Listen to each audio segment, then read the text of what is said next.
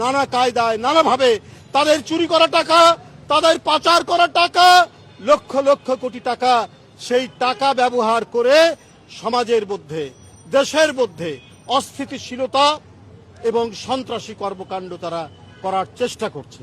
বন্ধুরা আমার, বহুদিন পর জনগণের শুভেচ্ছায়, জনগণের ম্যান্ডেটে একটি অবাধ সুষ্ঠু নির্বাচন, যে নির্বাচন শেখ হাসিনা কেড়ে নিয়েছিল, কেড়ে নিয়ে তার ভয়ঙ্কর দুঃশাসন এবং রক্ত পিপাসু সরকার গঠন করেছিল, তার বিরুদ্ধে জনগণের স্বতঃস্ফূর্ত ম্যান্ডেটের মধ্যে দিয়ে জনাব তারেক রহমানের সরকার, গণতান্ত্রিক সরকার, সেই সরকারের বিরুদ্ধে ষড়যন্ত্র চক্রান্তের তারা বেড়াজাল বোনার চেষ্টা করছে।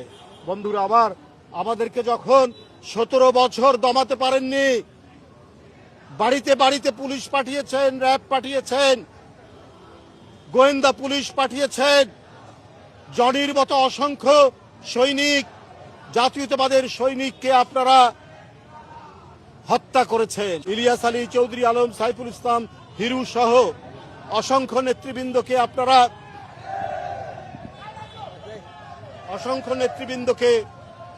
আপনারা গুম করেছেন। আবার গুমের রাজত্ব ফিরে আসবে, জনগণ সেটা সমর্থন দেবে? আবার ক্রস ফায়ার ফিরে আসবে, জনগণ সেটাকে সমর্থন দেবে? আজকে 4 মাস তারেক রহমানের সরকার, বিএনপির সরকার, বিএনপির নেতৃত্বাধীন জোট সরকারের সরকার, বলুন কোন গুমের ঘটনা ঘটেছে? কোন ক্রস ফায়ার হয়েছে? কোন মিথ্যা মামলায় কেউ বন্দী হয়েছে? শুধুমাত্র দুষ্কৃতিকারী, সমাজ অপরাধীরা ছাড়া।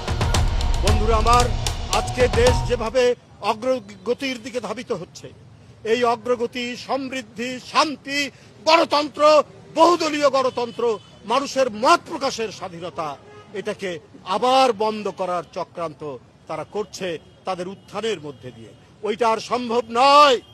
জনগণ ঐক্যবদ্ধ, গণতান্ত্রিক শক্তি ঐক্যবদ্ধ। তাই বন্ধুরা আমার, আজকে শুধু নয়, প্রতিদিন আমাদের সজাগ থাকতে হবে। ওরা নানা ধরনের উস্কানিমূলক কাজ করবে, শুধু তারা নয়, তাদের পক্ষের অনেক মহল কিন্তু আজকে এমন কথাবার্তা বলছেন যেটা দেশ বিরোধী, সার্বভৌমত্ব বিরোধী। আমরা বিভিন্ন জায়গায় এত সাহস পেলেন কি করে? একটা মুক্তিযুদ্ধে 30 লক্ষ জীবন, 2 লক্ষ মা বোন নির্যাতিত হলেন, সেই জাতিকে আপনারা গোলাম বানাবেন, দিল্লির কৃতদাস বানাবেন? এইটা হবে না, এদেশের জনগণ হতে দেবে না।